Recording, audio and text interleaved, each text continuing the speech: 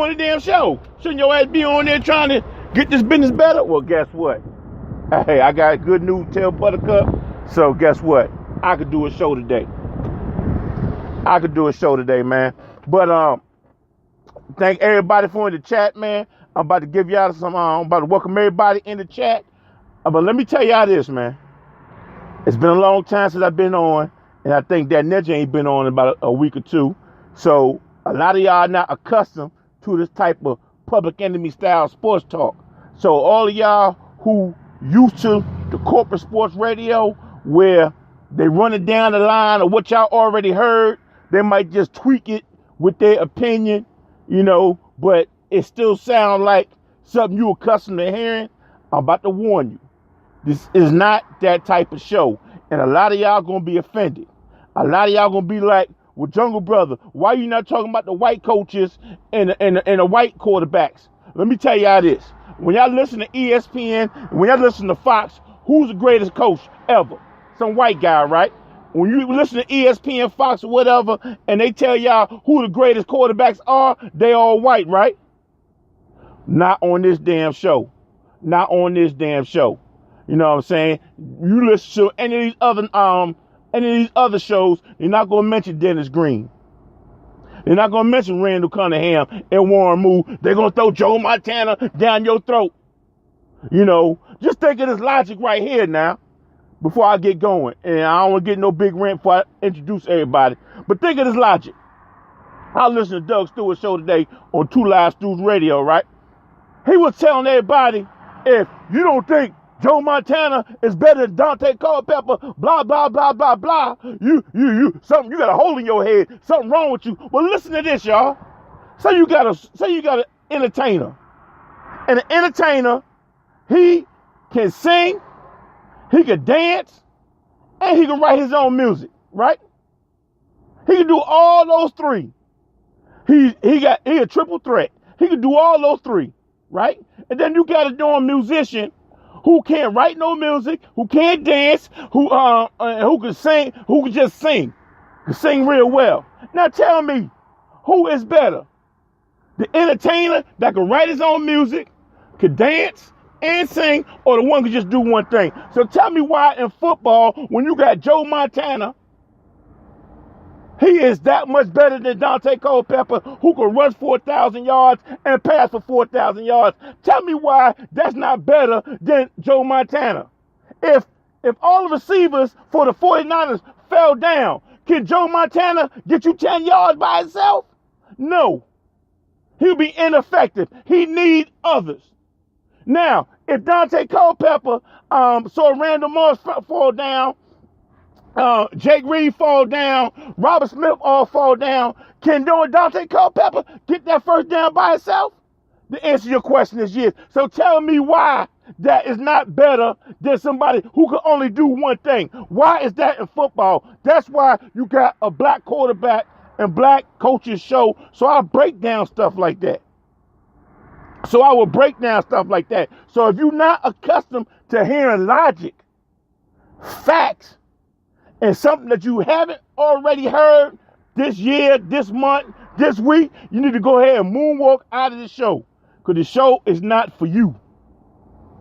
The show is not for you. If you're the type of person that think Joe Montana, because he had Bill Walsh, because he had Jerry Rice to throw to, because he had Roger Craig, because he had ownership that put unlimited money in that darn team.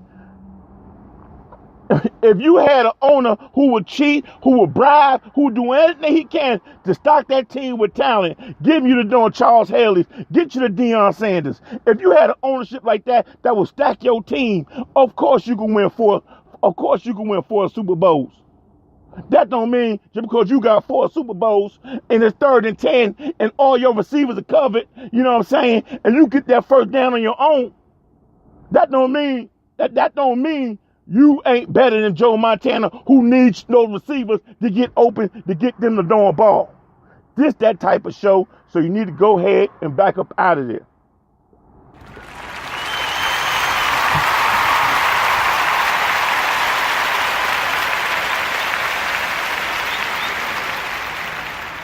I'm going to talk about last night in my own way I look at it. I will talk about last night and my way I looked at it, right? Now, I ain't going to point blame here, there, or whatever, because that's not going to fix anything. I'm not going to say, oh, this player sucks, that player sucks. I'm here to highlight a good of that game last night. I'm not here to break down Eli sucked, this, that, and other. That's not my job. My job is to tell you the great job that black coach did last night. Okay, we're going to talk about Jim Caldwell. After that, I'm going to do the promos. But I want y'all to put on y'all thinking caps. I want all y'all put on your thinking caps now. Because this not just no regular sports talk show. Where I'm pretty much talking about what everybody else talking about. I'm not going to do that type of show. I'm not going to entertain you. So if you want to moonwalk out of here, hey, you go ahead. I don't blame you. You know what I'm saying? If the chat room slow down and y'all get uncomfortable and y'all don't know if y'all can listen to this show right here, I don't blame you. This show is for a few people. You know what I'm saying? This show is not for everybody. This show is for people who are tired of hearing the spin in sports talk. ESPN, Fox, you know what I'm saying? I'm tired of that spin. You know what I'm saying? I'll be honest with you. I haven't tuned in. I haven't tuned in to ESPN, so I don't know what they said today. I haven't tuned in to Fox. I haven't listened to First Take. I haven't listened to Undisputed. I ain't listened to none of that crap. I haven't listened to none of that crap, so I don't know what they're saying. I'm just going on my experience, and I don't tell y'all right now. I know now tell me if I'm wrong. Did they break down that a Lions quarterback never threw for 122 yards and still came out with a win? Just think about that for a moment. A quarterback only throw 122 yards and he still get the win. You remember Matthew Stafford used to throw for 400 yards, just didn't throw the ball type of play, and they'll still get beat. Well, when you got a solid coach, who knows how to build a team in 3 different phases: offense, defense, special teams. You know what I'm saying? Yeah, the Lions was fortunate last night, but it's the job of the coach to put his team in fortunate situations. It's all about philosophy. You look at the Baltimore Ravens. Baltimore Ravens won a Super Bowl a few years ago. Want to know why? Because Jim Caldwell was their coach. He settled down the offense. He put a philosophy in there. He's like, we're not going to beat ourselves. We're going to capitalize on other people's mistakes, and we're going to capitalize on what the defense gives us. You know what I'm saying? That's the job of a great coach. Now I'm a big-time Giants fan. I'm not going to get on here and cry about my team being 0-2 because, hey, we got the schedule on our side. Schedule, best thing that happened to the New York Giants is NFL schedule. We 0-2, but guess what? We playing it on a Sun Belt team next week. We play a Sun Belt Conference team next week. If you don't know, Sun Belt Conference got Georgia State in it. Yeah, you know what I'm saying? Georgia State, Texas State, teams like that. Well, the Philadelphia Eagles are the Sun Belt Conference. And the Giants, we're going to be able to correct our wrongs. We're going to be able to play a few walk-ons next week because we're playing those bum-ass Eagles. You know what I'm saying? We're going to play those bum-ass Eagles next week. So guess what? We're going to right all our wrongs. That's the last thing. That's the best thing an 0-2 team could face is John Fisher's bum-ass Eagles. You know what I'm saying? And last thing about Jim Caldwell, y'all remember when the coach was undefeated? You know what I'm saying? And they went to the Super Bowl. You know what I'm saying? With only one loss. Guess who the coach was? No, Jungle Brothers. That was Jim Moore. No, that wasn't Jim Moore. No, sir. Well, that was Tony Dungy. No, that wasn't Tony Dungy. That was Jim damn Caldwell.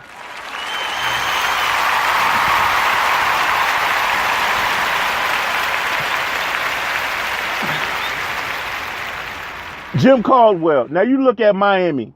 You look at LA Rams.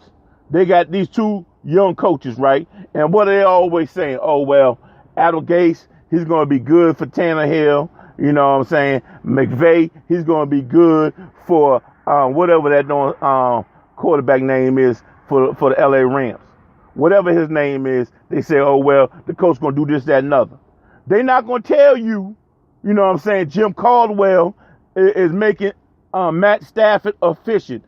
They're not telling you that Jim Caldwell is not having Matt Stafford throw the ball 40 times a game, try to win it on game. You know what I'm saying? They're not telling you that. They're not telling you that Detroit Lions are solid and he outcoached the coach of my team, James McAdoo. They ain't telling you Jim Caldwell outcoached them. They say, well, Jim Bob Cooter, the offensive coordinator, you know what I'm saying? Maybe, well, he probably doing a good job with offense. Let me tell you something. Some of y'all don't know this. You know what I'm saying? When Jim Caldwell was the offensive coordinator of the Indianapolis Colts, guess who the quarterback's coach was under Jim Caldwell? Jim Bob Cooter. So this Jim Bob Cooter is an offensive coordinator, right? But they running on Jim Caldwell's philosophy. This offense, this whole team is built. This whole team is built on Jim Caldwell's philosophy.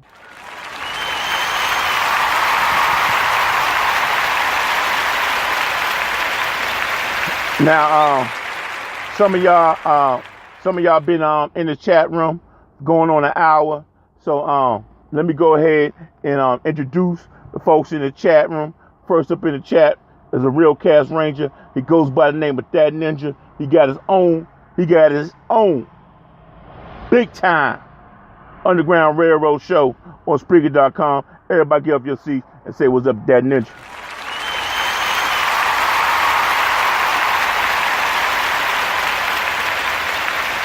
Next up is another real cast ranger. Hey y'all, now we might get a phone call in a minute. This darn broker gonna be checking in with me, and I'm getting this seal number for this load. I ain't checking in with him because I'm doing this show, so he'll call me in a minute. So if the phone call get interrupted, y'all just gonna be privy to it. Next up is another real cast ranger. I call him the darn professor, like I call That Ninja the diplomat. I call him professor because if you talk to him on the phone, you're going to learn something. And he speak in a philosophical type of way. You know what I'm saying? He a deep thinker. You know what I'm saying? He think with his third eye. I call him professor. He a real cast ranger. Everybody get up your seats for K3000.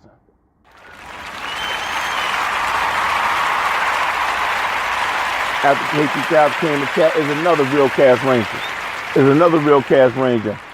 He got a show on Spreaker.com called Everyday People Show and the Strictly Ghetto Show. He goes by the name Gary G. Money Joyner. Like I said, he a real cast ranger. Hey man, me and Gary Joyner, we was in the trenches. We was in the trenches last year. We was doing a little business deal, and me and Gary G. Money, we was the only one saying hell to the motherfucking no. You know what I'm saying? Because we heard the deal, and it just seemed right by us. Me and Gary G. Money Joyner, we think alike. Everybody get up your seats and say what's up to Gary G. Money Joyner.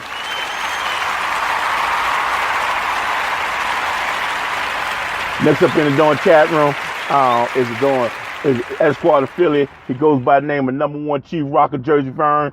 Hey, when I started my own show, my own podcast in February of 2015, first thing I said was, hey man, I need me somebody to ride shotgun with me. You know what I'm saying?